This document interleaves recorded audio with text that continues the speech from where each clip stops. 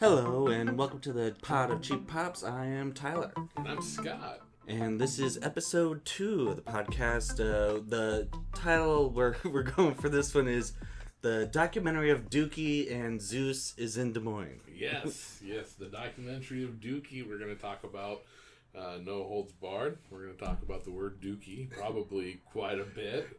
And Zeus was here in Des Moines. Zeus from No Holds Barred.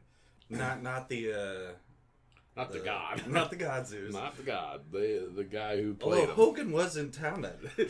Yeah. Some people would say God was in town. Yes, so before we begin, let us crack open. I don't know if there's going to be a lot of fizz sound to this for the ASMR.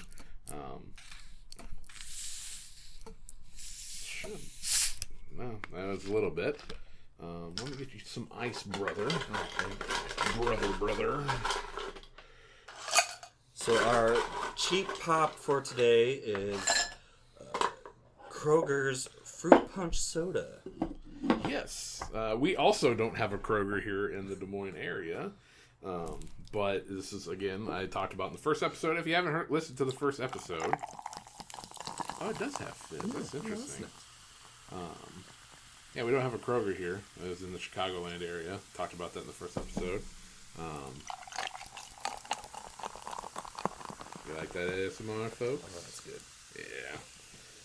It's Big Kroger's, Big K brand. They own Meyer and something else. I forget where she actually got this. My wife picked this up for me. I was like, get that. There's a reason why. This is also caffeine free, by the way. The Fruit Punch Soda, which you probably seen. My favorite part of this bottle is on the side in like beautiful, almost calligraphy type font. Sip vibrantly. Vibrantly, yes. Have some Fruit Punch Soda and sip vibrantly. The bubbly helps it. Yeah. It's slightly there. It's not like drinking like Hawaiian Punch. Yeah. But yeah. There's a reason why we picked Fruit Punch Soda for this episode. It kind of ties into the No Holds Barred segment. Mm-hmm. So first, we're going to start with right here in Iowa. So again, this is going to be a reoccurring segment here on the podcast. You know, think about Mick Foley's Cheap Pop, like right here in town name. And everybody cheers. You know, this is Pod of Cheap Pops. We live here in Iowa. We want to showcase everything that has happened here in Iowa. So we're going to talk about televised events. There's been a lot of Raws, a lot of SmackDowns, a couple WCWs, one WCW pay-per-view that we'll talk about. There's no AEW yet. Can't talk about that. Hopefully someday. Yeah, who knows? that'd be cool. Cool. We won't talk about like Heat or Jacked or Velocity, 205, all those like smaller shows, because like not a lot happens there. Mm-hmm. You know what I mean? So we're just going to talk about the big shows.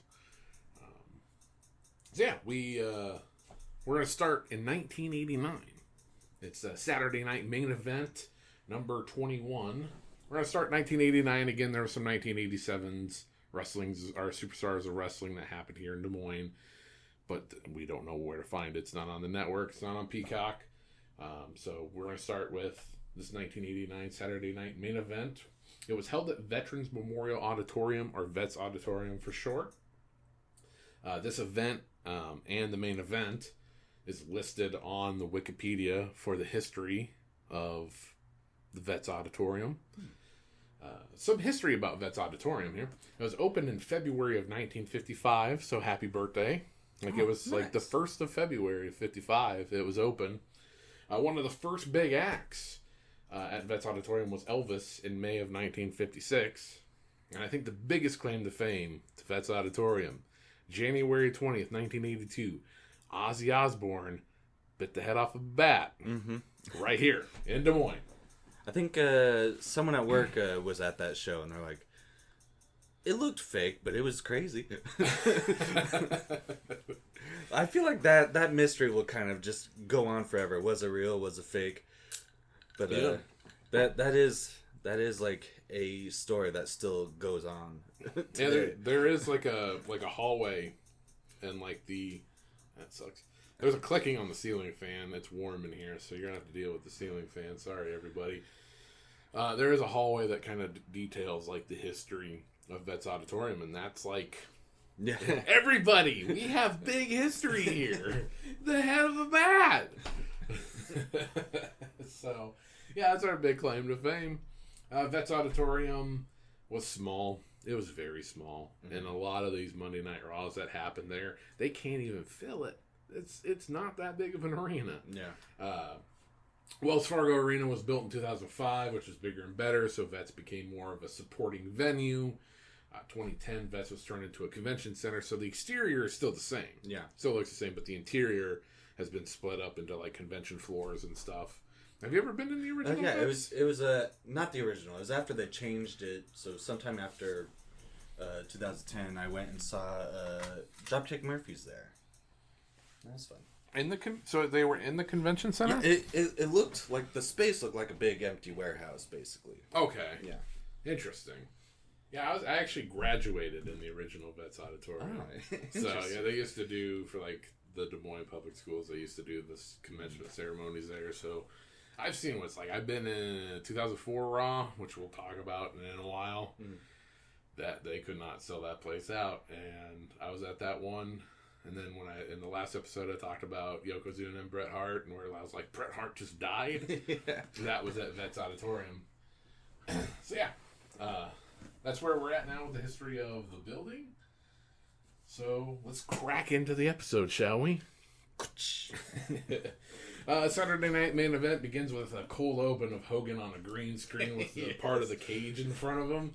He's calling out the boss man. He has all these law puns and judgment puns. I'm the jury and executioner and judge, brother, and all this stuff. And the cage is the jail because, got to lean into the boss man's, like, gimmick, Right after he says that, it's one of the announcers. I just wrote this line down. The prayers and the vitamins go up against the handcuffs and the nightsticks. My money's on a nightstick. Like, you come at me with a vitamin, I'm going to have an actual registered weapon. We'll see who wins. Yeah, it has to be a Hogan vitamin, brother. A horse pill? Maybe.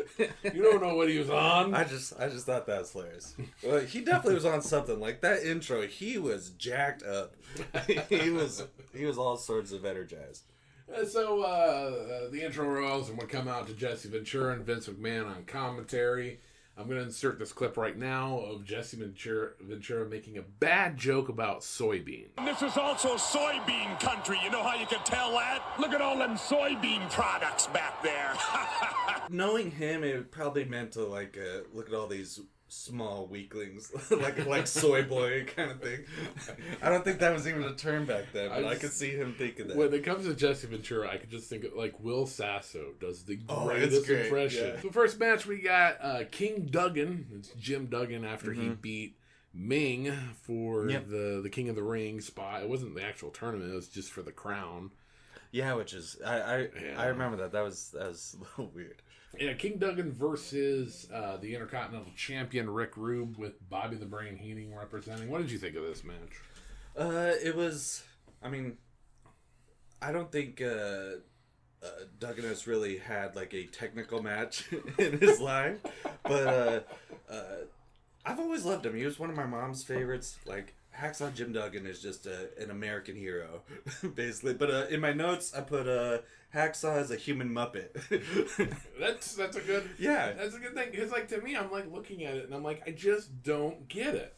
I don't get what his gimmick is. Like I get he's all about America, but he has a board. I think his thing is it's too many gimmicks. So then it's like, what is this? Yeah. It's like people said when he was more in the territories, like that gimmick was a little bit better, but he like amped it up for like WWF and TV and stuff. I think, but I just don't get it. Like I'm obviously just reaching here, but I want to imagine that his gimmick started as like he's every man's man, like blue collar, works in construction or something, so that's why he has the board. And then like, oh, he's the all-American hero, so then they give him the flag too, and he's like, now he's just carrying all this shit to the ring. And then they give him a crown, now he's wearing a crown. A lot of they tossed to a clip of WrestleMania 5 where Bobby the Brain Heenan helps Rick Rude cheat to win the Intercontinental title against the Ultimate Warrior. We have an interview where Bobby the Brain Heenan is with Rick Rude. Mean Gene Okerlund is doing the commentary, or not the commentary, the interview. The one part I like is that, like, the Brain is like, I didn't break rule number 1. And Mean Gene, like, it's like a cartoon-like reaction. What's rule 1? Like, it was just so, like, cartoonish. And sometimes with the Brain it's tough, because he hasn't necessarily aged well, his stuff, but definitely... at the time, everything he said was gold. Then Heenan and Rude comes to the ring. Then we got Mean Gene with King Duggan. Again, I don't get his shtick. He gets another thing about Duggan, though, he does have, like, huge Iowa ties. Like, he comes every year for the big, the Labor telethon. Day telethon. Like, yeah. He's there every year. Every year he does that telethon for, oh, God, I used to remember because my brother used to work it. I want to say, like, Children and Family of Iowa? Was that what it is? That sounds about right. Yeah. Like, it was always interesting seeing Hacksaw at those things, because he'd be, like, wearing a suit, but he still has, like, his caveman hair. Like, but I think he only has one suit, though, because anytime you see him wearing a suit, it's, like, that suit. Yeah. It is Memorial Day. It's May 27th, 1989 when this happens. So he gives a shout out to all the veterans and stuff like that. Go. Then he comes to the ring to Jerry Lawler's music. Like, at the time, it wasn't Jerry Lawler's music. Oh. But music was given to all the King of the Rings. Their generic King song. Yeah, so it's given to the Kings of the Rings. Kings of the Ring. There it is. And, like, then eventually Lawler adopted it. And, like, Lawler kept it. Kind of a thing. So I was, like, interesting. Because, like... Again, that wasn't my era, so I can't be like, oh, yeah, this is like whatever. But when I heard it, I was like, is Lawler here? This is pre-Lawler. The match starts, and Duggan's in control. Rude does some good selling, even a version of a Flair flop. Yeah, that was great. Like, that is the thing with Duggan. He's only as good as, like, his opponent will sell. He is kind of like a lower tier Hogan. Like, he does a similar, like, Hogan psych up, like Hulk up. Similar thing, and just a lot of just big clubbing forearms and stuff. It's a lot of the same stuff. At some point, Haku comes to the ring because he's former king of the ring. He lost it to Duggan. He wanted the crown back, right? So he thought, like, oh man, like, something's gonna happen, right? We go to break, come back. He's gone. Like, what the fuck happened? You probably missed the best part. After the break, Rude is in control of the match. There's one spot where, like, Duggan does like a top rope maneuver, but the way, like, Rude lands is like he goes to his stomach, but then he slides up to the camera. Like, there's a ringside camera, and he slides up to it and does, like, kissy face to it. And it's like he knew what he was like. He picked that spot, and it was like fucking perfect. That was one thing I remember about this, and it's with any match that Rick Rude had ever been in, is just, like, periodically, during his entrance, during the match, like, they'll periodically cut to women in the crowd, just to like, look how much they want Rick Rude. Look at how thirsty they are. Yeah, just periodically. And they're just sitting there, like, eventually, Rick Rude gets knocked out of the ring. And it's a count-out victory for fucking Duggan. Yeah. Why? Why? And then he's, like, celebrating and, like, waving the flag. And Vince is all like, oh, it's a win for America. And, like, all this stuff. And it's like, the dude, like, won, but he lost. He did not get the Intercontinental title. Yeah. So it's like, I get, like, as they say in, hardcore wrestling fans, well, that's a way to make Duggan look strong and to make, like, Rick Rude strong, because, like, even though Rude lost the match, he still has the title, but it makes it all look fucking stupid. Yeah. One thing, last thing I will say about Rick Rude, and I'm glad it's kind of making a comeback, but I've always loved the airbrush tights. Like, they always look good to me, and I love how, like, wrestlers can use them to, like, basically do whatever they want, like, for specific, like, match specific, like, airbrush designs. I've always really liked that. Yeah, like Rob Van, like, I know it's not match specific, but like Rob Van Dam, like, all of his, like, shit was like artwork to me. Yeah, it was always, I always found that stuff very cool. Then up next we have Randy Savage with Sensational Sherry and against Jim Neidhart, Jim the Anvil. We do a backstage interview, Mean Gene with Neidhart. He asked Jim why he wants this match. Neidhart doesn't like how Randy treats Miss Elizabeth. If Randy wants Hogan's belt, he has to go through me. Yeah, that's why this. I don't know. I never really watched Neidhart either. Nah, it's hard to see him as a solo guy. Like he's much better as someone's Hart Dynasty or Hart Foundation. Yeah, he's always better as the person in the background that can jump in for a one-liner and then his patented laugh that he always does. But if that's all he's got and he has to lead the promo, it's a bit annoying. Yeah, and fun fact, we'll talk about this wrestler later on because he shows up in another Iowa wrestling show. Tank Abbott. I thought Jim Neidhart and Tank Abbott was the same person. You know what? Now that I've never seen them in the room together. Oh my god! Neidhart enters the ring. Then we go to Ventura backstage with Macho Man. And God, I just love Macho Man's promos. 9 times out of 10, it's a lot of just weirdness, but it's just my favorite promo of his is "And the beat goes on, and the beat goes on."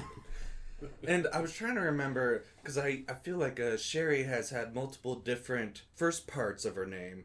Maybe I'm misremembering this, but I thought at one point it was Sensual Sherry, and I was like, that seems kind of. She has a different name in WCW. Okay. Clash of Champions. Okay, yeah, it might have been for a different. Yeah, in our next episode is Clash of Champions. She has. But at this point, she was sensational. Sensational, yes, okay. yeah. So Miss Elizabeth is not with Macho Man anymore. He just got Sensational Sherry as his manager, valet, whatever you want to call her. He has Sensational Sherry do the "ooh yeah" thing. I love her. She is terrifying in a great way. So this was in April of '89. This is when Macho lost to Hogan at WrestleMania, and then late April of '89 he drops Miss Elizabeth from her act. Then Macho Man comes to the ring, and Des Moines does not like Macho Man. Because Macho Man hates vitamins. Yeah, he hates vitamins. And Miss Elizabeth. Then we go to break, we come back, and the bell rings. We start with a collar elbow tie-up, and then Sherry grabs Jim's leg. Jim gets the advantage after that, though. Even though there's that distraction, he gets the advantage. What's your thoughts of this match? I will always love Randy. He's always one of my all-time favorites. But there was nothing that particularly stood out to me in this match. I think something that stood up to me was Anvil's fucking slingshot shoulder tackle. Ooh. He slingshots over the top rope into the ring and does a shoulder tackle. That was pretty impressive for his size. He is a big guy. Yeah, definitely. Again, this was not a super a lot happens. It was a very standard match. The finish is a flying elbow from Macho Man to Anvil and pins him, and Macho Man wins. Pretty much what you would expect from a match with these guys. Okay, definitely. So now this is the big part of the match, or this is big part of the show here. It's Hulk Hogan versus the Big Boss Man, with Slick in Boss Man's corners for the WWF Championship in a steel cage. Which this is not the main event. Yeah, which. Even logistically, that doesn't make sense. You're going to put all the work to put this cage up, and then you got to take it down for a later match? That doesn't make any sense. Unless it was, taped out of, because it was on primetime of NBC. That's what Saturday Night Event was. But, was it live, though? Unless they shot it and recorded. That I couldn't find in the research. Again, we're not wrestling know-it-all, so, I don't know what the hell it was. It makes me think maybe Zeus had a heart out, so he had to go do his thing and get out of there. I got a flight to catch.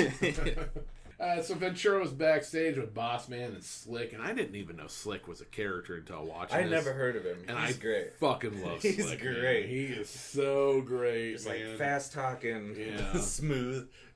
And what's interesting is I want you to try to guess how old Big Boss Man is at this point. He looks like he's eternally Like 51. 51. He was only like his mid-20s, like 26 years old here or something like that. He lived a hard life. Yeah, he lived a hard life. He always looks old, but yeah.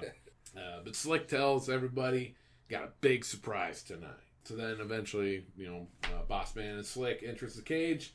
Slick gets on the mic, and the surprise is Zeus from No Holds Barred. And so, again, this is May 27th, 1989 when this was aired. And then June 2nd, 1989, No Holds Barred came out. So, movie synergy. Mm-hmm. What was your thoughts on Zeus? Well, that's great. I will go a little more over his look when we get to the movie part, but he looks intimidating. Like, he walks into a room, you're like... Oh, yeah. My eyes are on that guy. Like, what's he gonna do? And then Real American hits. Fucking crowd pops. Hulk Hogan comes out and like, I'm used to the early 2000s Hogan shit. Like obviously like the goofy fucking. I know it was more on Shawn Michaels, but that goofy Shawn Michaels Hogan match, the overselling and stuff. But watching fucking Hogan knows best. But like I get why people were into him now that we know who he really is. Like. Yeah. Because, like, recently on Raw, like, they announced, like, 40 years of Hogan and stuff, and, like, the crowd was fucking dead. Like, it was recently on Monday Night Raw, and, like, the crowd did not give a flying fuck. I think, like, mainly, my, like, main question about, like, Hogan's popularity and everything is, like, why Hogan? Like, it seems like anybody could have, like, gotten that kind of gimmick and that push. Why'd they choose a hat, like... He starts half bald. That's like the peak of his career is half bald.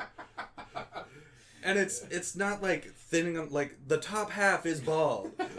It's ridiculous. And what's interesting is that people talk about like when he wrestled in like AWA and like Japan, like he was like a straight like good fucking wrestler, but then he gets to WWF and it's like waving his hand by his ear and fucking leg drop and fucking like basic ass shit, I don't know. But I get it. Like, it was just, I guess it was just there's lightning in a jar. Yeah, it was the right guy at the right time. Right guy, right time. It did a lot of things and whatever. And, because he probably was the guitarist or bassist for Metallica. That's why everybody got over.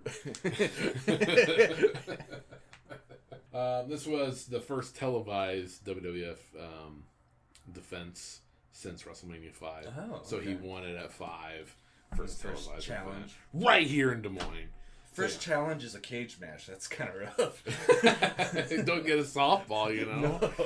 So then Hogan and Zeus has a face-off. A little ginger beating Zeus gives to Hogan. Yeah. Leaves him laying, and we go to break. Like, that probably could have been done better, but, like, oh well. Yeah, Zeus had a hard out. That fucking plane ride. He had to get out of there. So we come back to break, and Zeus is gone. Yep. Again, could have done more. Like, if he had a hard out, maybe just move this match up a little bit. Yeah. Like, open with it. If you open with it, that makes sense too. Yeah, it's not the fucking main event. So it's like, move it up. Start it out this way. I don't know. We come back, and Boss Man brings a prone Hogan into the ring. Match begins. Have the usual back and forth of the heel overpowering, and the face comes back with some fire, and then Boss Man shuts down Hogan again. And there's the most goofiest spine buster. Do you remember that spine buster? Whereas, like, almost like Hogan had to, like, jump into it, like Boss Man had to fall with it. Yeah, it did look sloppy. Like, it wasn't like one of those Arn Anderson-like spine busters. It was the total opposite of that. No. The biggest spot of this match is so Boss Man starts to climb to the cage, and you're like, oh, this is getting over quick. And Hogan follows, and they do a superplex. It's 1989 superplex, not fucking today's superplex, where it's like, some indie shows superplex you kick out at one.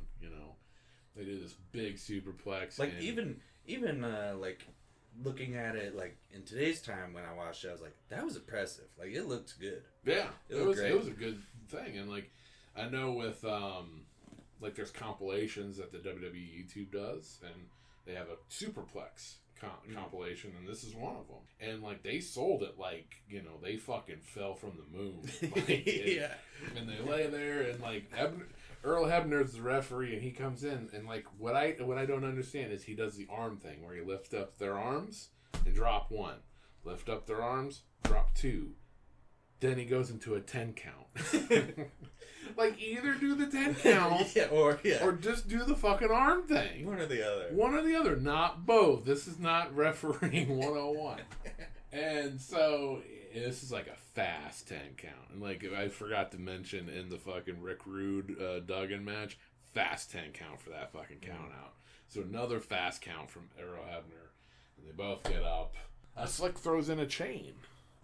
And like throws it to Boss Man, but Hogan gets the chain and then gets him like hooked up in the ropes. And then there's a ref bump. Earl Hebner goes down. And now it's like this like race to get out of the cage. So like Hogan's climbing, Boss Man's going through the door, but like Boss Man's like, oh, I can technically like I think Boss Man, real life Boss Man, not the character, realizes he can still technically get out. So like, but now he's trying to sell it as if Slick needs to get the chain off of him. Just so he can get out. Like, he could literally just stand on the floor with his arm, like, caught in the ropes. So he knocks out Hebner. So Hebner's down. But what's funny is that Hogan goes over, lands on the floor, bell rings, music plays, referee's still down, and he walks around the ring to Hebner, picks him up to like show, hey, look at me, I'm outside of the cage. And Hebner raises his hand in victory, and it's like, the bell already rang. The referee's in charge of the bell. Nothing happens until Hebner says so. His word is law. Oh, there was a bit. I'm sorry, because of my notes, I'm still trying to get used to this, everybody. But there was a point where, like, Bossman and Hogan were standing on the top rope, and it was that whole, like, getting racked on the top rope. And Bossman, like, throws his hands up in the air like he found God. And I'm like, what great selling? He's like, oh! Puts his hands up in the air. And then after the match, Hogan beats up Bossman and Slick. Like, the crowd's reaction when, Slick is in the ring and, like, Hogan basically, like, you know, locks eyes with him and they're like, oh, Slick's getting his ass kicked. Like, the crowd was loving it. They were ready to see Slick get put down. Would you say this is a good match, bad match? It was entertaining, especially compared to, like, the previous ones before, like, on this card. It was entertaining for sure. Definitely. But again, this is called Saturday Night Main Event.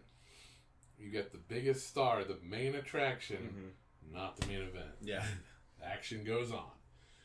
We go next to the Brainbusters of Arn Anderson and Tully Blanchard, being represented by Bobby the Brain Heenan. He's back now. They go against the WWF Tag Team Champions, Demolition. One's apparently named Axe. The other one's apparently named Smash. I don't know who they are.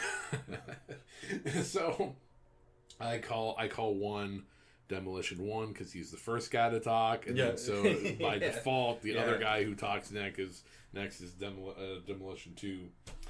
So we come back from break, and Ventura's interviewing Heenan, and the Brainbusters are going to win the WWF tag titles. They told Heenan he would never manage a champion, but he's already managing the Intercontinental Champion Rick Rude, and he'll manage the Brainbusters as champion. Brainbusters come to the ring with no music. Which is interesting. Like, maybe this is just my opinion of Arn Anderson. I haven't watched a lot of his stuff, but I imagine, like, his gimmick is boring. Like, that's not, like, he has a boring gimmick. His gimmick is boring. Like, that's what he does well. I should have looked up how old the fucking Arn Anderson was here, because he also has the boss man syndrome, where it's like he's forever, like, old. You know what, like, all the top stars, like, look at Hogan. Like, yeah, Hogan. The half-ball man. Yeah. We go back with Mean Gene. He's with with Demolition, and Jesus Christ, they sound like Teenage Mutant Ninja Turtle villains. Like, which I love it. I love. That's what I love most about this era was like it was like superheroes and like villain type characters, just over the top. Like you wouldn't like bump into these people like on the sidewalk. So then the Demolition comes to the ring. The bell rings and the referee doesn't even call for it. Again, who runs the fucking bell? No one knows what's happening. It's the first time I've ever seen the Brainbusters. I know, like, FTR talks a lot about Brainbusters. Yeah. And, like, I can see it. I can see where they get their inspiration from. And, like, I think it's a good, I don't want to call it a tribute act, but, like, good inspiration there kind of thing. I think that's what's needed in wrestling is, like, we've gone so new school and so wild with wrestling that, like, even, like, with someone like Gunther, he has that old school ties, and like FTR has those old school ties. It's like you kind of need to come back a little bit. And I'm like the Vaudevillains, that wasn't a good. That was not good. Hey, I love the Vaudevillains. Like it was cool, but not in the FTR Gunther kind of way. No, there's a difference between like vintage and old school. You know. There's Arn Anderson gives Demolition number 2 with suplex, which he no-sells. I found that very interesting. How we go from a superplex and it was like earth-shattering to a no-sell suplex. Yeah, it's a regular suplex. Totally falls over and onto Heenan due to Demolition 1 or 2. I'm not sure who did it. Like giving him a clothesline over the top. Heenan has to be held back. Which I think is always funny when, like, the manager who, like, either they've never wrestled or wrestled, like, years ago, like, think they can scrap now kind of a thing. The Brainbusters, I think they do a nice little distraction spot to take control with some nice tag team offense. There's something that was pretty nice. There was a Arn Anderson-like spine buster, but this was before, like, because like, that's, like, JR would always say that on commentary. Yeah. But Triple H... He'd do that version of the spine buster. Arn Anderson like spine buster right there. And it was a long time. So I always knew that move as like the AA spine buster, and it wasn't until like years later I was like, oh, the AA stands for Arn Anderson. I get it now. I get it. I was just like AA. That's just the type that it is. So then there's like we're coming up to the hot tag spot, and I forget which Demolition's in there, but it like Arn is in the ring, but totally does that spot where you go around to the other corner and pull them off, and that's where the match breaks down. All 4 come in, they start fighting, and the Demolition does a ref, like they cause a ref bump, and the match gets thrown out, and it's like, aren't they the baby faces here? Isn't Demolition, yeah, because they're basically like. They're monsters of war. like the character. I don't think they could be maybe anti-hero at best. I don't know. I just thought since they were the baby faces, because like I see Brainbusters with Heenan being more of the heel like type, because obviously in wrestling entrances the heel comes out first and the Brainbusters came. So yeah, it was weird to see that happen. Babyface causing a DQ. I think it makes sense though, because like they're not like good guys. I feel like their brand is chaos. So I feel like it matches their characters. Sure. I don't know. I don't really know who's who in that tag team. So I don't really know either. In my notes for the movie, one of them is in it. Yeah. So then the brawl goes up the ramp. Eventually, the Brainbusters will beat Demolition for the tag titles, and then they lose it back. Like, the Demolition will take it back. And, like, the Brainbusters' career is all contained in 1989. Really? Like, in the WWF, because then eventually they go back, because they're more of the southern, like, wrestlers and stuff. They're more associated with, like, WCW and, like, those territories down there. So, yeah, in WWF, they were only in 1989. Interesting. Ventura then is with Macho Man, and it's about Macho Man being the number 1 contender. But unfortunately, he won't win the WWF title until 1992. It must be a long line. It must be a long line. Number 1 contender is still in like the 10th spot. It's a good beat. Yeah, and then we come back for the real main event, which the fuck, man. Like it's Boris Zukov. Zukov? I don't know. He's with Slick, but Slick doesn't talk, which is upsetting. I like when Slick talks. Versus Jimmy Snuka. Yeah, and that's one of other people that, like, their reputation nowadays. Ventura comes back while Snuka was entering, and he asked Vince, what did I miss? And he goes, absolutely nothing. What an answer. That's great. So I don't want to focus on like Snuka's like his legacy that he left behind with allegations and such. Murder. And okay, yeah. I mean, he's dead too. Yeah, So. we can move on. Okay, yeah. So this is basically a squash match. Like it's essentially a little couple like maneuvers. Like I don't think Boris gets anything in really. Mm-hmm. The fucking Superfly Splash or Snuka Splash. What is it called? I want to say the Snuka Splash. Snuka Splash. Or like I don't know. His nickname's Superfly, but I don't know what it is. Yeah, it's one of those. Again, not my wrestler, not my era. Then we go to break, and Mean Gene is with Hogan.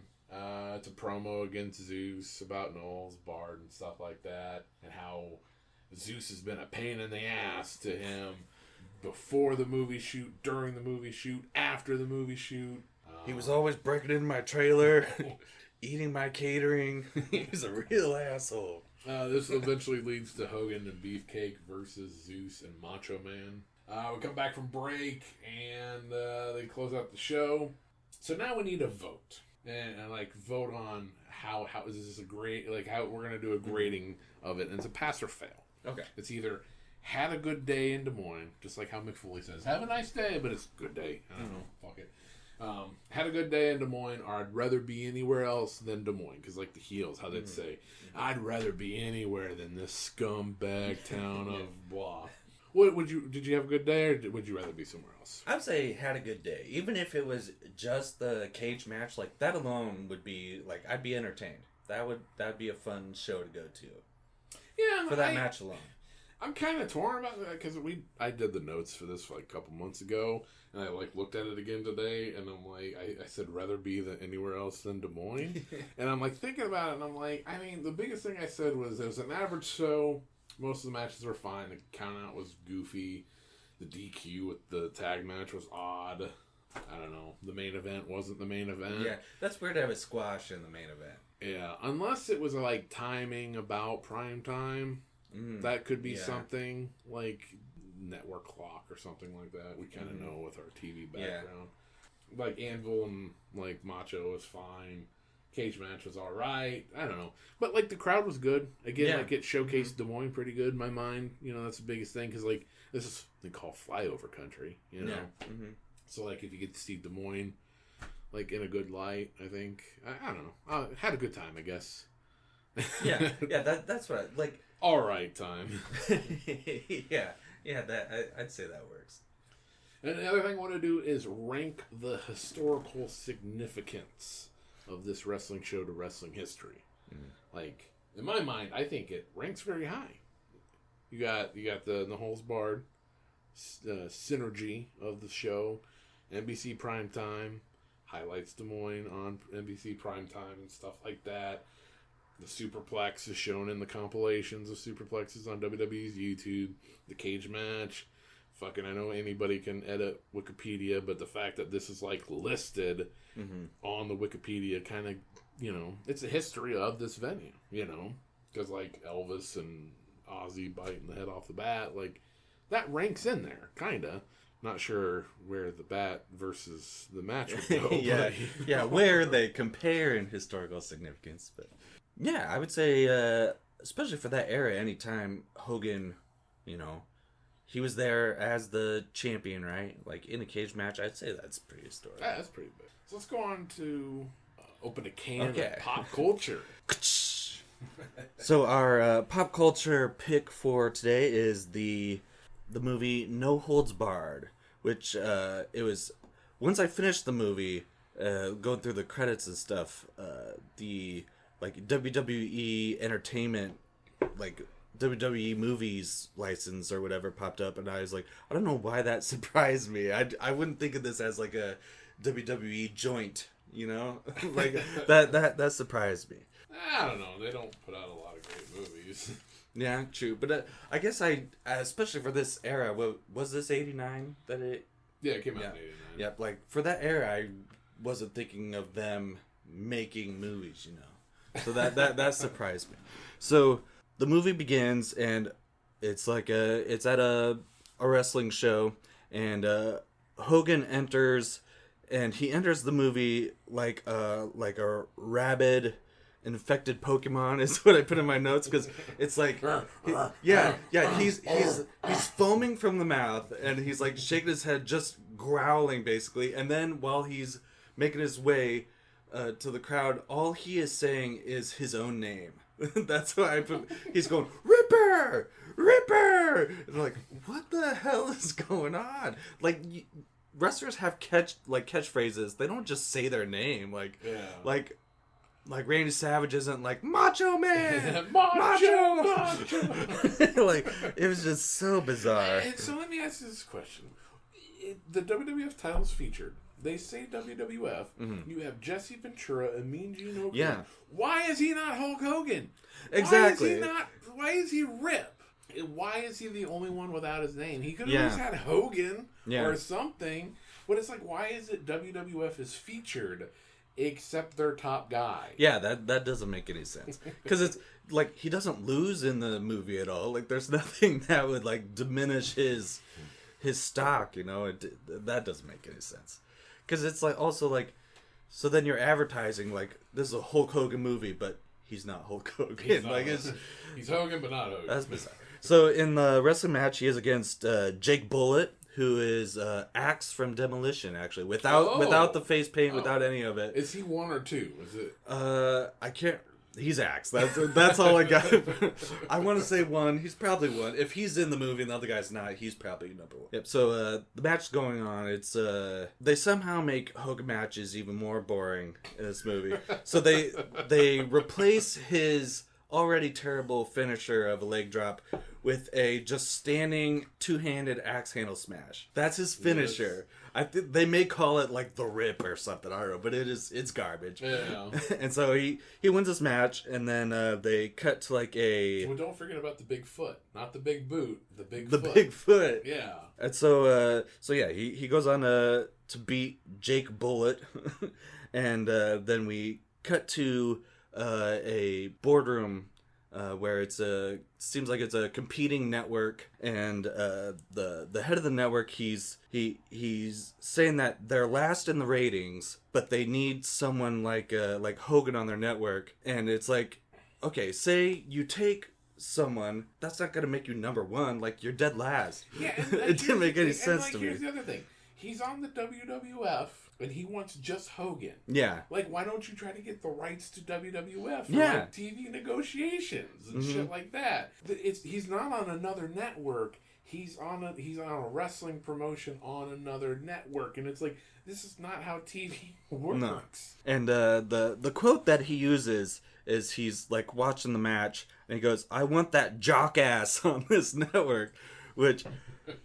I think jock-ass needs to make a comeback. That's one of my favorite lines. I want that jock-ass. This whole movie I kept thinking about is the Mean Girls meme, where it's like, stop making fetch a thing. I was like, stop making jock-ass a thing. It's not gonna happen. And so he's asking like his other underlings, like, what are things that we can do to like make improvements, and one of the people, her name is Miss Tidings, she suggests like a perfectly reasonable like show idea. He just looks at her and he goes, "Take a leak." Take a leak. Did he fire her, or did she? That's what I'm not sure about. She acted like he called her a jock-ass. Is what I put in my notes. Like, she was completely like distraught. Like, oh my gosh, he told me to take a leak, and then so she just left. And so yeah, basically that scene builds that they want Rip, which is Hogan's character, they want Rip on their show, because that's going to take them from last place to first in the ratings. They should have did Rip Knows Best. Oh God, that sounds terrible. I would not watch that. So then we cut to, I will be keeping a kind of a list of Hogan's outfits in this movie, because they are ridiculous. Yeah, that first one was... Yep. So for this, I have Rip is wearing his professional business ninja attire, where it is like a ninja outfit. He's got like almost a do-rag style like head gear on, and it's a black with like red trimmings and stuff.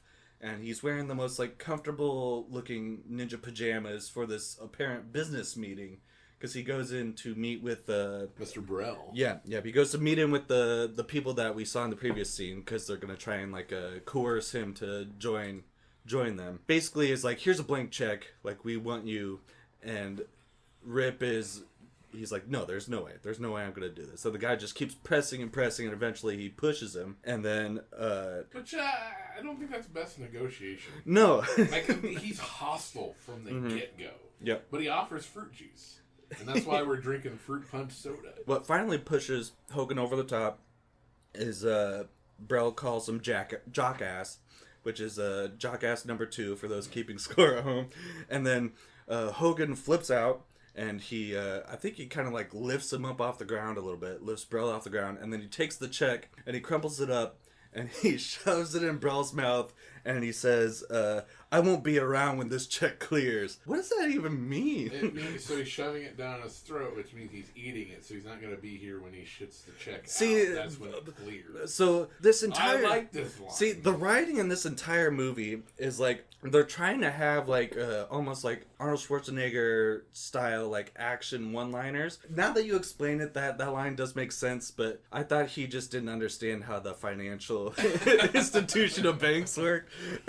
I think he arrived at the meeting in a limo, right? Like, Brell got him a limo. Because when he leaves, he gets in a limo again. And so the limo's driving away, and then it like keeps going past a couple like turns that Rip knows, like, hey, this is not the right way. Yeah, hey, you missed a turn. And it just keeps going. He is clear that he's like about to be kidnapped or rip-napped or something.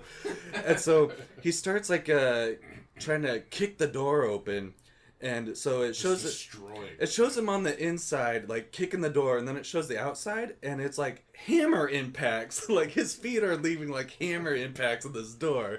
It does not match at all. It just looks ridiculous. And then so eventually the limo goes into like a old abandoned like warehouse. Well, what's interesting is as the chase is happening, it looks like a standard car chase, but nobody's chasing him. But he hits a car, because as Rip is like tearing apart the inside of this, the limo hits a car, and a bottle rocket shoots off of a car. yeah. And I'm like, what was that? That was a legit standard bottle rocket. Like, it just... Pooh! This all happened on 4th of July. And so they get into this warehouse, and there's a whole bunch of thugs that are going to apparently beat Rip into signing with the... Like, I don't understand why... Like, if I can't have him, no one can. And, like, they're going to kill him. And this is one of my favorite parts. He's trying to like figure out a way to get out of the limo, and he, in my notes I put Rip leaping out of the car like a Rey Mysterio entrance. Yeah, it's like Booyaka. And he just, who's that jumping? He just rockets through the roof of the limo like 6 feet above the car and slow motion and like lands on it. Just 100%. Rip that off of Rey Mysterio is fantastic. And then he just starts beating up all these thugs. Like, they're selling like Shawn Michaels. They're like I was thinking there had to have been like some kind of small wire team, because he's like hitting these people, but they're going like an extra 6 feet from like where, even if they were acting well, they wouldn't have like gotten that kind of air.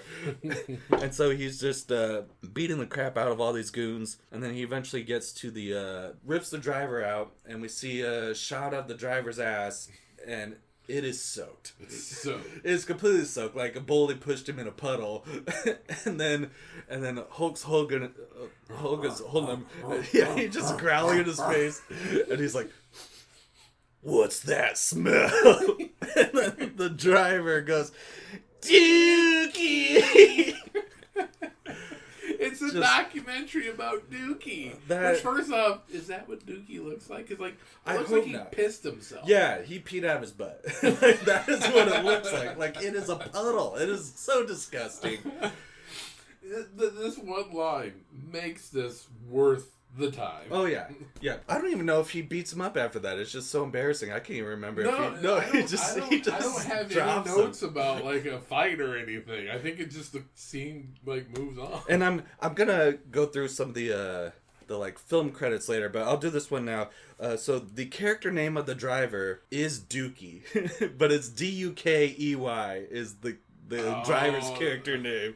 That's how he's credited? Yeah, Dookey. Dookey. Yeah, it's like this actor, Dookey. Interesting.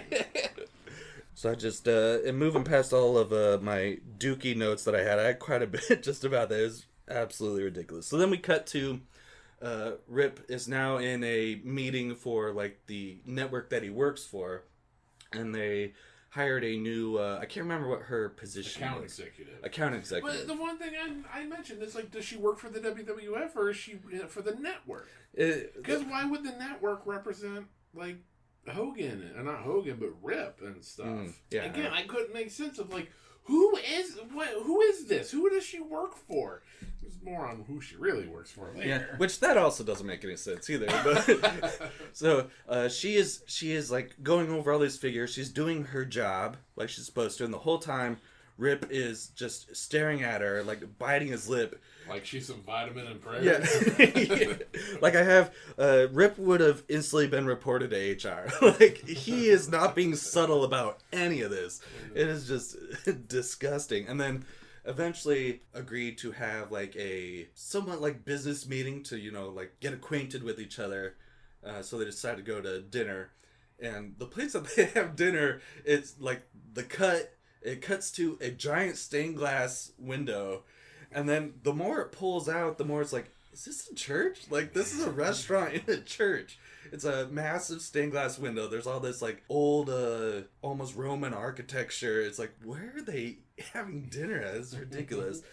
So it's a French restaurant. She picked the restaurant, and she's kind of being condescending to Rip, like, I would. He looks stupid in that white suit. Oh! Do I have it here that he was wearing But yeah, he was wearing his finest white dinner outfit for this. So she's being a little condescending, saying like, "Oh, it's a French restaurant," and then the waiter is being extremely condescending to her. He's like, "Oh, I don't think we have any cheeseburgers." Or, your American hot dogs. And then you slowly see like more and more people are coming out of the kitchen, and they're like recognizing Rip. And then eventually, I think it's like the head chef comes and he's like, "Yeah, Rip is a regular. Like, he's one of our favorites." And then they're like, "Would you like your regular order?" And he's like, "Yes, please." And then why wouldn't the waiter recognize I guess he was him? new. He's new, maybe. I don't know. Don't defend it. Don't defend it. And then, it's Rip's turn to be a little condescending. Like, "Oh, what, you didn't think I would know this good spy?" And then, what is the scene after that? I'm trying to get all my notes. I say we go to an Outlaw Munch show, and if you listen closely, you can hear Jim Cornette yelling about it. "Oh, these motherfuckers! And these Outlaw Munch shows in some fucking bar!" That's my Jim Cornette impression. You'll hear it more. So then, the kind of segue that they do into this, like, underground bar fight league, whatever, is it just cuts to two giant men headbutting. Just takes up the full like frame. Just two guys smashing heads together, which I kind of loved it. Yeah. I thought it was good. It really set the scene of like what the whole kind of place was like. And so it's Brel and his two kind of underlings are there to like scope out potential wrestling talent. And then there's a poorly aged joke about they're like, "Oh, the gay bar is down the street." Oh yeah, and it's like, oh, just because they're dressed in like suits, yeah, like there are three guys walking in, like, oh, they're gay. Like, I was like, oh, but it's 1989, and like shit aged poorly. And this place in particular, this bar, I think has evaded PC culture forever, because the waitress is like getting their orders. I don't even know what prompted this, but at one point she says, "I want to get laid, relayed, and parlayed." I don't even know what the hell that means. And so they're watching these fights, and there's this one guy in the crowd that is just like blowing snot rockets on the floor, just like laughing, just chug a beer, just being a big mess. And the waitress says that's her brother, but it's also played by Stan Hansen, which I thought was interesting. Yeah, it's very interesting. He plays in the credits. They just he was credited as Neanderthal, but I think they call him Bubba a couple times. Okay. The one thing I noticed from this scene was that they're like, "Where's the referee?" during the fight. They point at the bar, and it's some Wish.com Tony Khan. Like, he looks a lot like Tony Khan. Yeah, and he's at the bar, like, the referee's at the bar, like, hitting on women and stuff and getting hammered. And, so yeah, there's just, just basically anything goes, no holds barred, if you will. Match is going on, and then, the first match ends, and then Brell asks the Stan Hansen character to get in, and he's like, I'll give you, like $20? Something along those lines. But he basically pays Stan Hansen to get in there to fight the other guy. And then so while that's happening, so basically this whole scene, he's just trying to figure out how to profit from this style of show. Mm-hmm. They're kind of scoping out. And at one point, the two underlings, they go to the bathroom, and it looks like a nightmare. Like it's one of those long troughs, and it's like filled to the brim. There's a dog, like a vicious dog, just chained to one of the walls. Yeah. And so they go to the bathroom, and they both like start kind of talking shit about the characters in the bar, and like the Stan Hansen character in particular. And then he was in the stall behind them, and he comes out, and he's like about to kick their ass, and then he looks down while they're both peeing during this whole thing, mm-hmm. and he looks down and he goes, "Teeny wangers, teeny wangers," and that is what saves their life. You got small penises. I won't fight you. But then then eventually later he's like, he calls them tiny wangers again. And it's like, don't make this a jock-ass. Don't you fucking dare. I feel like that one would be a little more difficult to get catching on the mainstream tiny wangers. But, so eventually, Brell comes up with the idea then for a show. They're basically going to bring a TV crew in and like, film a tournament in this venue. In my notes here I have, so he's going to call it the Battle of the Tough Guys. Do you think, what if Brawl for All was inspired by a Battle of the Tough Guys? Who knows? Who knows? I wouldn't put it past Russo. He's just watched this movie. Genius! So we kind of touched on this a little bit on the first episode, but we both worked at a TV station. We have communications. What do you think about World Television Network? A most generic ass fucking name for like National Broadcast Corporation. Yeah, you could say that's a little bit generic, but like that's a little bit creative. It's more focused than the World Television Network. I mean, that's a lot of demographics you gotta cover. I know. That's a lot of work. That's the world.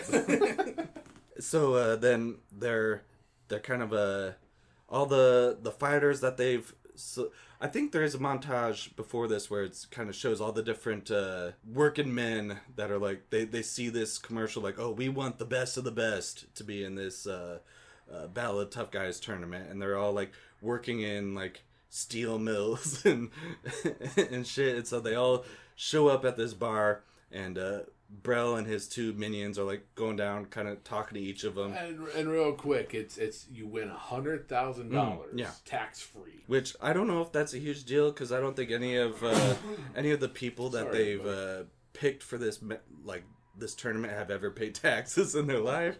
They don't necessarily look like they have accountants. And nothing about signing a waiver. So no waiver, tax free. $100,000. And so the tournament's going on, and it's just kind of a montage of matches happening, and then at one point, well, the wrestlers' names are the fighters' names. Yes. You want to talk about those? Yeah, I didn't have a full list. I know Brock Chisler is the first one. Bulldog McPherson is the other one, and then the last one is Klondike Kramer. But so all these matches are going on, and then 80s montage of all the matches too. Yes, there's a good amount of montages. There's the most bizarre montage that I've scene in an 80s movie. We'll talk about that towards the end of the movie. But then eventually the big like sliding door, the place opens, all this light comes in, and you just see the silhouette of Zeus as he has arrived. He's just this giant guy. He has like a Anthony Davis type unibrow, but he has like a scar over one of his eyes, so it's like it's a continued unibrow, but it like the outer half of one unibrow is gone. So it's like the full size of a unibrow, but just like shifted to the right. And when Zeus shows up, there's a guy that lifts his eye patch, and it's like, then you don't need an eye patch. And so Zeus's first order of business is like I think a waitress is like near him. She says something like, "What can I get you?" He just face palms her. His palm covers her entire face. He lifts her off the ground and like tosses her into a barrel. She's okay, we think. We guess. We hope so. But immediately he assaults a woman. His first order of business in the movie. I put in here, for the most part, the entire script of Zeus could have just said like him saying his name or monotone yelling. That was a lot of what he did. And then so basically he comes in, he wipes the floor with everybody else, and Brel is like, that's our guy. And then I think it basically jumps forward to like now he's defending his championship basically, right? Yeah, I would say there's probably a few like episodes, because what we have next is Rip is watching the battle of the guys. Yep. And we're with a bunch of people. I don't know who they are. I don't fucking care who they are. You eventually find out the one guy trains Zeus for a while. Yeah, Rip's current trainer used to train Zeus. Good training, pal. Yeah. Well, he said himself he couldn't control him. And then he murdered someone in the ring and went to prison, and he's just out now. And I think the other one is his brothers? Yes. Or one's a brother and the other one's the brother's friend? Yeah, I think one's a brother and one is the brother's friend, yeah. Yeah, when I saw it, I was like, who are these people? Yeah, they don't do a very good job of distinguishing characters. Main thing is now Rip's worried about and it's like, why are you worried? Like, he hasn't been called out yet. No. And like, he's obviously they don't work for the same network, or they're not in the same federation, so it's like, I don't know what the concern is. We do have we cut to a scene with all the suit. They're talking about the ratings were good, and one suit says we had telegrams to the office. Yeah. Let's just talk about telegrams for a second. Yeah, who's manning that department? I wasn't around for telegrams, but what I had to look this up again. I will always be like transparent that I had to do research, but they were already outdated by 1989. Telegrams were important for delivering the news and for Western Union doing a wire transfer.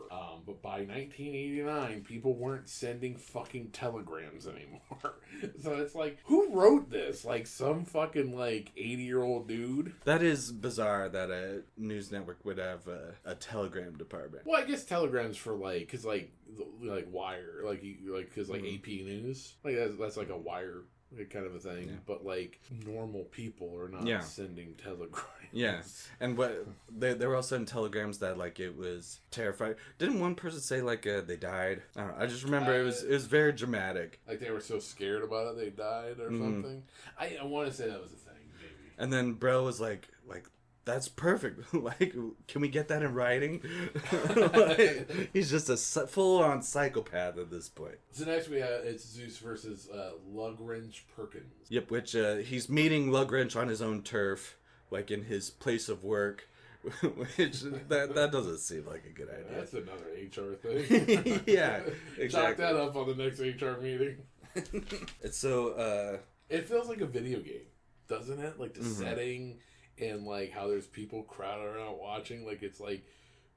I can't think of what video game it would be, but everything about it was like, this is a fucking video game. Yeah, it definitely feels that way. So, Lugwrench has this giant murder wrench that he's using. Apparently, weapons are allowed. But, anyways... Yeah. But, anyways, Zeus takes him out. And then, I believe, is when they basically... The next scene is when it's...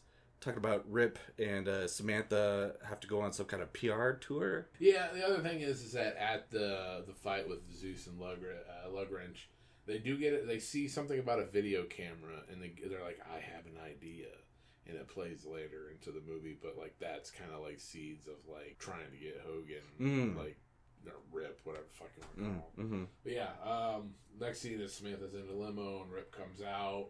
And then we finally figure out that one of the fucking people he was with was his brother Randy. So Yeah. it's like, Finally, it was like we're Dorcas. fucking. I don't even know how far we're into the fucking movie, and I'm like, oh, okay, now we fucking care about this person. They land somewhere. They're getting out of their out of the jet or whatever, and this time Rip is like, I'm picking where we're gonna eat. Oh, okay, yeah, because that scene. you know he was still upset about the whole French restaurant debacle, and so they go to this diner. The waitress like knows and loves Rip and is all great. And I think for this scene my outfit update is he is wearing a baby blue FUBU ninja outfit.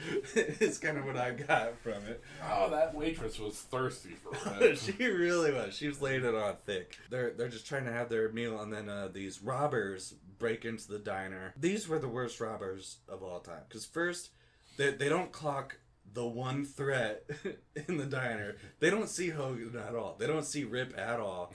Which apparently he's also like one of the most famous wrestlers on the planet at this point, like in the movie. That they don't recognize him at all. I don't know how you can. It wasn't camouflage ninja outfit. It was baby blue. And so they're telling everybody to get on the floor and stuff. And while they're doing this, he's kind of like tiptoeing over to the counter, and he starts chucking pies at the robbers, and it completely takes them off their game. They're instantly like defeated, basically. Well, he throws a stool too. Oh yeah, he rips it out of the ground. Yeah. But and then it turns into a food fight. Yeah, he's just throwing pies and crap, and he's able to he subdues them all and stuff, and then the waitress is basically like, if you don't. Talking to Samantha, like if you don't like nab him, I will. Latch on to him. Yeah, and then I think from there they go to the like hotel. Well, even in the restaurant, she gave Rip either like $sign eyes or bedroom eyes. One of the two. So the seeds of the romance are already planted at that point. If you want to call it that, bromance. I don't know. This hotel scene was like. Yeah, weird. It's hard to clock what Rip's intentions are, because he's simultaneously trying to be the utmost gentleman, but then he's also like at any given moment trying to make jokes about stuff. So it's hard to clock where he's at. But so Samantha's in the bathroom like getting ready for bed, and he basically sets up a like blanket divide, because they only have one bed. They only have one bed. Yeah, so he sets up like a blanket divider that would like, visually separate the two of them. And so she comes out. And she's like not really hiding the fact that she's like in underwear. So it's yeah. Like, then why do we have the sheet then? Like, yeah, you're not getting any privacy. And then for Rip's pajamas, I put he is wearing a bacon tank top nightie. It looks like bacon.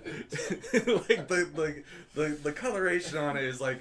It's like also white and like bacon, like. And it also matches his like leathery ass fucking. There was too much of Hogan. I saw. I didn't want to see that much of. Hogan. That's why I put he was wearing a tank top nightie, because it was longer than his shorts, so you couldn't even see that he was wearing shorts. Shorty short shorts. And so eventually they're like, they go lay on their opposite sides of the bed, and they're about to, and she's ready to go to bed. And she hears just him masturbating. That is what the sound can only be described as. And she's like, "What is going on?" And she like pulls back the little makeshift curtain, and like the angle of the shot doesn't make any sense, because you see like his heels like just over the bed. But it's like, I think they're trying to make it look like it could be his butt. I don't know. But it's like... Well, his feet were on the bed. Yeah, but like, I don't understand what they were trying to insinuate with that shot. Because you just see his heels, so it's just like two like skin rounds next to each other. It's like they try and make that look like a butt. I don't get it. I don't get it. But now you see more of Hogan because he took his shirt off. Yes, and he's doing his nightly routine of push-ups next to the bed. I should have wrote down like just the gross stuff that he said, because he said something like almost along the lines of like, oh, take a picture or something like that, just because he noticed her looking at him. And then so he finishes his nighttime workout routine, and instead of just, sitting on the bed and like. But he peeks over. You notice that? Like again, why'd you put the sheet up if you're gonna look over at her? Like, come on, creeper. And to get into bed instead of like sitting and like he takes a full like fucking back flop. Yeah, like you would do for like an elbow drop. Yeah. Like he jumps, gets air, does that Ric Flair elbow drop to nothing. And gets into the bed. Yeah, and he completely smashes like his side of the bed, so then it tilts his direction, and she rolls over on top of him. And then he made some kind of a crude joke about it, like, oh, she planned this the whole time, basically. The other thing I don't get, he gets mad. He gets really mad. He goes sleep in the lobby. And they only had, like, one quote-unquote date, which was supposed to be more of a, like, business thing. Mm-hmm.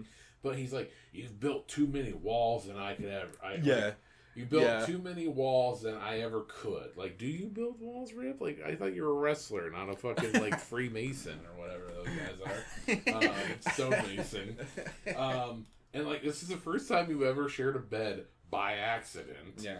Why are you so mad? Like, this ain't even an official, like, boyfriend-girlfriend thing. And then, at some point, he is, like, he's actually listening to her intently. And you can tell he is, because he's sitting on the bed, hugging one of his knees to his chest in classic Hogan listening form.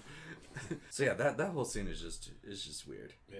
Like, and the takeaway after that scene, I don't know what we're supposed to take away. Like, are they in a relationship now, or are they still weird? Like, I wasn't sure what to take away from that. I don't either. I don't think they knew either. And then the next note I have is lots of man-on-woman violence. Yeah, we find out that Samantha's seducing Rip for Brell's company, which she doesn't work for. Yeah, who does she work for? That's what made no sense to me. Does she work for the WWF? Does she work for the network that the WWF's on? Or does she work for Brell? Because at no point during any of their interactions did she even mention anything about, hey, you ever think about going to another company? She did nothing to even try and convince him to go anywhere else. That didn't make any sense to me. And then, she's talking to Brell and he slaps her. Yeah, that was uncomfortable. That was uncalled for. Uncalled for too. Like, we already don't like Brell. He's trying to make jock-ass happen. He doesn't need to slap a woman. We don't need to see that. And then the next scene that we see Rip in, outfit update. He's in a sunburst tie-dye tank with the back ripped out. So that's a little new twist on a classic Rip outfit. We talked about the plan with her trying to seduce him. Doesn't make any sense. Like, it's not clear who she works for. It doesn't make any sense. And then we cut to Rip at some kind of it's like a sporting event. Yeah, like a charity sporting clinic that he's holding on, basically, with all these little kids. And the outfit that he's wearing, he is showing way too much bulge for kids to be around. It was uncomfortable. He's holding like two kids like on his shoulder, and he's just like surrounded by children. And then Brell comes in a helicopter, right, and like drops down. And then that's when Brell and Zeus show up, and that's when kind of the official challenge is made. But Rip doesn't say anything. And so then Brell even takes it a step further, and he's like, the challenge was issued. We're going to take that as a no. You're a coward, basically. Mr. Brell says it's party time. So what happens is Samantha gets grabbed by a thug of Brell, and somehow Rip was there at the right time, right place. He was riding a motorcycle. Oh, yep. And started chasing him. So he hits the thug, and the thug grabs onto the motorcycle, and he says, Harley and me, and you in the tree, and rams the tree. It's like, what the fuck? If you break down what he's saying, it's like a caveman-esque talk where he's like, I'm on a Harley and me, you and the tree. Like, I don't know. It didn't make any sense. And then we get the next scene where Rip's brother and the other guy still don't know who he is. Yeah, I never got his name. He was with the trainer Rip, Randy, watching the Battle of the Tough Guys. They go see Zeus fight. Zeus scares the crowd where everybody starts running, and it's like, y'all went there. Like, why are you scared? You all went on your own volition to this place. And, like, the place where these matches are, it's like a active workspace, like dangerous workspace. Yeah, there's sparks shooting everywhere. It's a subway, warehouse, industrial area. That's what I wrote. Yeah, I put so many OSHA violations just everywhere. And the guy that Zeus is fighting is Rebar, because all the guys are named after weapons. They're all named after workplace weapons that they're fighting. It's like, yeah, that guy's Rebar. Yeah, Zeus wins, and then Rip's brother and his friend are like about to leave, and then they run into Brel, and then Brel, because they're wearing Rip merch at this thing, which doesn't seem like a smart idea. Yeah, because then Brel uses that to eventually, they say like, oh, I'm Rip's brother. Well, no, they don't even say that. That what happens is, so Brel takes Randy and the Unknown to Zeus, and he's like, this is Randy and Rip, and like he has to draw that Randy and Rip are related. He never says this is Rip's brother. It's just I'm pretty sure the guy said it. No, there's no. It's like insinuated that they're related, because I know that I wrote that down. The line is Randy and Rip, huh? What do you think about like that? It was kind of like that, you know. I know what he said. Randy and Rip, huh? Like that's what Brel said to Zeus. But I think before he takes them over to Zeus, I thought the guy said, "Yeah, this is Rip's brother." I don't even remember. The Unknown. I think he's an idiot. He said that. Good, he doesn't get a name. Yeah, so then obviously Randy tries to take on Zeus. But Yeah, Zeus that doesn't end well. Yeah, fucking hospitalizes him. Yeah, like really puts him in like full traction. Basically, he's in like a full body cast. Rip is going looking for Zeus and Brel because he found out about his brother. And so he goes into this gym where I guess that's where Zeus trains. There's just like TVs all over that are playing like on a loop. Brel. Rip said this. Yeah, yeah. And the worms are too good for you, and maggots will gag on your rotting flesh. So this is, you remember in the one scene they saw the video camera and they said, I have an idea. This is what it was from that. So okay, I get it. So yeah, that it's clearly been like motivation for Zeus while he's been training this whole time. Rip basically is yelling out Zeus's name, and he's breaking everything. He thinks he sees an illusion of Zeus. Oh yeah, he's like a hall of mirrors basically, and he like breaks a bunch of mirrors. And then at some point he finally, and we see that Brel and his minions are like watching all of this from a camera that's placed in the gym, and they're like laughing and enjoying it. And then at some point Rip finally finds the camera, and he takes a barbell. Yeah, and he throws it like a full-on javelin, and it not only hits the camera, it perfectly goes into the lens. The perfect javelin throw that's ever happened, and it just destroys the camera. I like how it also makes one of the Stooges of Brel flinch. And it's like, this ain't fucking like 3D, bro. Yeah, it's 1989 technology. You're not even there. And then the next scene, I believe, Rip is at the hospital with his brother. He's wearing his best funeral ninja fatigues for his brother's coma is what I put in my notes. And trying to relearn how to walk, like that was bad. And this is when we have the weird competing training montages. This is one of the weirdest montages I've ever seen. So intermingling, first we'll see scenes of Zeus training where he's like full on punching through hanging cinder blocks. We cut to scenes of Rip with his brother relearning how to walk. And it's just back and forth of his brother regaining his ability to live a regular life. So Zeus is doing all this training, and Rip is just trying to probably not cry himself to sleep. So it's like these guys are not going to be on the same level when they eventually like meet for I've never seen that, like a training montage where one guy's training and the other one is rehabilitating his brother. I've never seen that in my life. Finally gets to like the night of the stage is set. Yeah. And here's where the most important thing happens. We figure out who the random guy is. His name's Craig. You find out his name's Craig at the end of the fucking movie, essentially. Which you know what? Looking at him, we could have guessed Craig. We could have guessed Craig. He looks like a freaking Craig. And like now, the other thing is that Rip is now on World Television Network. How does this work?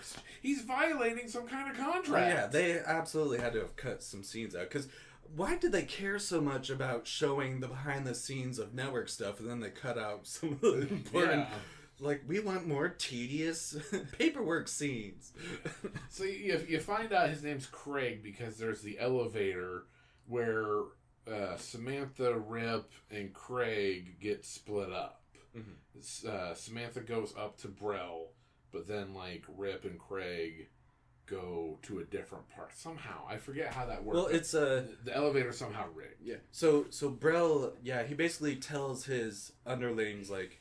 Oh, you, like, is the elevator taken care of? Yeah. And so I think the whole thing is basically Rip and his brother and I think Craig, like, get out, but Samantha was still in, and then someone, like, pulls her into the elevator. So basically she's kidnapped. Then we're back in, we go to Rip's dressing room, and one thing I know, and, like, Randy's there with Rip, and the one thing I noticed... And I'm not sure if I'm seeing this right, but in the dressing room on his table, it looks like the WWF 86 version of the belt. It was still the white strap, but the plates look like the 86 version. And then when you go out to the arena, it's the white strapped Winged Eagle version of the belt, which was what the belt was at the time. So I was like, either that was a continuity error, or maybe I wouldn't be not surprised. Seeing it right. I don't know. This movie has integrity. They would never cut corners like that. Then we come out to the one thing I noticed. We go out to the arena, and I said, "What's No Holds Barred doing in the Impact Zone? Like it looks like the Impact Zone." Oh yeah. And especially it's not. I don't want to say it's an octagon ring. I want to say there's like 50 more sides to this ring. It is just a weird setup. Ring announcer mentions WWF, but does it really matter? It's the Battle of the Tough Guys, you know. Yeah. So then eventually Zeus lays his hand on the ring announcer. And as a former ring announcer, don't you fucking touch the ring announcer. That is a mortal sin. Yeah. Leave them alone. Unless it's kind of like pre-coordinated. We got Samantha escapes Brell, and they go out. Yeah. So what I had for that? So they had this elaborate plan to kidnap her. As soon as she's kidnapped, they stop even looking at her. They're all watching the match start, and I think she's possibly she's not even tied up.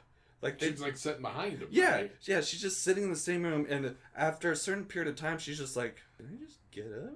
And sorry if I just go. Yeah, she just gets up and she just kind of slowly edges towards the door, and no one's even turning around to even look at her. It's the most easy escape I've ever seen. I don't even understand why they kidnapped her if they're not even going to pay attention to her. Yeah, you have one job. Exactly. You're not doing it. We did it. We kidnapped her. Well, keep her kidnapped, please. She catches up to Craig and Rip's trainer, and they save her. Zeus, the match starts, and Zeus pulls off one of the ring corner, like the corner posts, one of the 94 like corner posts. He pulls one of those out. And tries to hit Rip with it, and it goes through the mat. Yeah, like he's trying to murder him. Yeah, like there's what did it go like? It didn't go through any of the supports. Like there should be padding, there should be metal, there should be. It went through canvas. It just. Yeah, he straight up tried to murder him because it was like the way he broke it off. It was like a sharp edge, and he was aiming for his head, and Rip just moved his head just in time. My favorite part is that he was starting to, I guess in real world terms, he was hulking up, but he was ripping up. I'm not sure. Like, what do you call it? And what kind of inspired him to do this? So there's multiple times where Rip is getting his ass kicked, and then it shows like from his point of view, kind of a in and out where like once. He sees, it's, blurry, and then it focuses up, and he sees, his brother, and then he continues to get his ass kicked. And then it does it again, and it's blurry, and it focuses up, and he sees Samantha, and he's like, okay. And then at one point, he goes, and he sees his brother, slightly twitch his pinky, and he's like, and then his brother's pinky twitch is what inspires him to rip up. Eventually, Zeus goes down with a double axe handle, which, if you get knocked down in the Battle of the Tough Guys, it's over, right? Mm-hmm. Apparently not. And then eventually Zeus pulls Randy off of his wheelchair, and then the battle goes into the crowd. Brell just tears up the control room? Yeah, and the signal goes off the air. It's like, what are you doing? I think it's because he, the ultimate loss for him is if his guy loses. So I think he's trying to, save as much face as he can by kind of just pulling cords and just ruining the production. But if he wants Rip, though, right? Because, like, if No, at this point, he's given up on getting Rip. He wants to destroy Rip. Oh, okay. Because I thought, like, if you want Rip and, like, Rip's murdered by Zeus, like... Yeah, at this point, once he got Zeus, he wants Zeus to murder Rip. Okay. Take out the competition. Then we got another double axe handle. Zeus goes down. Rip... Oh man, goes after Brel and that jock-ass. double axe handle is like, even in slow motion, it looks like shit. I want to say that's the last jock-ass. Yep. So it's Brel's last words is jock-ass, because then he put it on my headstone. Because then he like backs up into like the broken equipment, and just the way that he's like leaning and stuff, it not only does it look like he gets electrocuted, like it looks like he gets electrocuted through his ass. Everyone cheers for the death of him. Like, hooray, death! Yeah. Yes. And even when, so a little earlier, like when Zeus, they're like on this high platform, and, he's kind of finishing off Zeus, and he like hits him with the double axe handle. He falls like a comet, like through the ring. It's like a big, like, just like meteor hole, a perfect circle hole in this like 50-sided octagon type ring. Yeah, that's pretty much the end of the movie. Just everyone celebrated. There's really nothing else after that. Else. Just everyone celebrated. Credits roll, and it's like, is Rip and Samantha together? Is Randy okay? Is Zeus dead? What happens? Like, yeah, do we all just move on? There's got to be a sequel, but they really should have had a sequel. I think they should do, like, so anytime, like, I remember back when they used to do like no holds barred matches, they'll go no holds barred, falls count anywhere. So the second movie should be falls count anywhere. Absolutely, it's open to it. Oh yeah. So now I just did a little like diving into the credits of this movie. So the person that played Zeus, Tommy Tiny Lister, he's had a pretty good career. He was in Friday. The Fifth Element, The Dark Knight. I believe he might have been the guy that tricked with the pencil. Yeah. It's good. Yeah. And then a movie in 2023, Haunting of Hellhole Mine. I watched the trailer. You can take a skip on that one. Okay.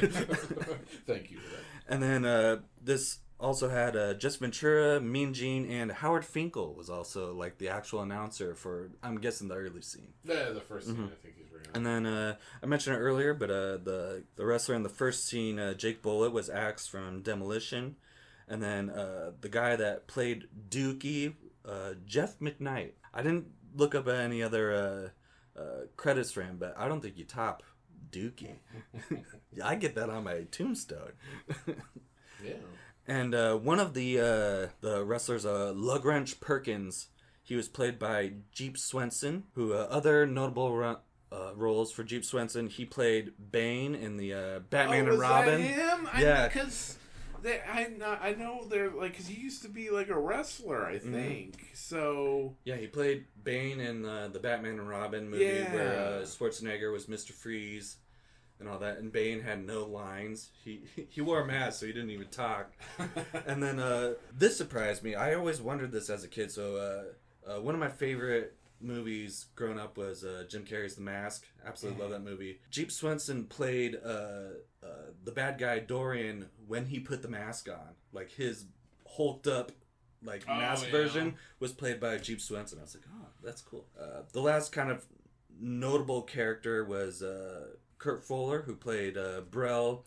He's been in like over 200 things. He's a fantastic character actor, but I thought he was great in this movie. Yeah, I think he committed to the role pretty good. Yeah, he plays a great kind of a corporate jackass that talks down to people. He's not a jock-ass. He's a jackass. No, he's a jackass. Well, think jock is technically like because he's he doesn't have the muscles. Yeah, he doesn't have the muscles to be a jackass.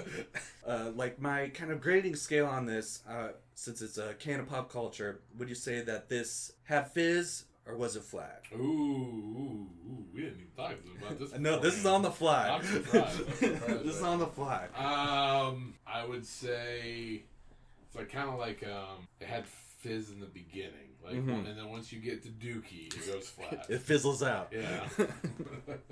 Yeah, like, I remember I watched this once as a kid and then never again till, like, for this. But I remember as a kid I loved it. And then looking back now, I'm like, yeah, this movie is a mess. It's, there's, like, I also love the movies, like, So Bad It's Good. This one kind of teeters on that, because sometimes it's just straight up bad. I would probably say this one was flat for me. It's entertaining, but it's a one and done kind of thing. Obviously, there's a lot of wrestling influence into it, because obviously they're fighting and wrestling. The entire premise of this. Premise. Do you think that the wrestling influence helps or hurts? I feel like it's the only reason this movie gets made, so it's gotta help it. Yeah. It's not a great movie. No. From the get. So it's cheesy. They treated it cheesy. I don't want to compare like No Holds Barred and The Wrestler with like Mickey Rourke. Oh, you can't. You can't. But it's more of the comparison of like it's based in wrestling. You know what I mean? Like, because obviously you have Rip, who's a wrestler, and it turns into the Battle of the Tough Guys, which is more of just it's shoot fighting essentially. And the Wrestler, the backdrop is wrestling. But they don't treat it like that, and it's 1989. It's, in my mind, it's what Hollywood thinks of wrestling at that point. Is that it's just camp, and it was dead in the water. But it's like, I can't say it helped or hurt it. It was already bad. But yeah, that was our show. Again, thank you for listening. Again, being patient with us in our early days and trying to grow this channel and stuff. Hopefully, you guys are enjoying it. We have social media. Follow us. Bada Cheap Pops, give us a rate, share it, do all that stuff, follow us. Next episode, we're going to do the same thing, open a can of pop culture, and right here in Iowa. We're going to do 1994 Clash of Champions from WCW. It came from Cedar Rapids, Iowa. And the 1996 movie, Secret Agent Club, starring Hulk Hogan. Because again, Hulk Hogan is the star of that Clash of Champions, and he is the star of, I wouldn't call him a movie star, but he's the main guy in Secret Agent Club. So we're going to kind of do what we did like this again next time. So thank you for listening.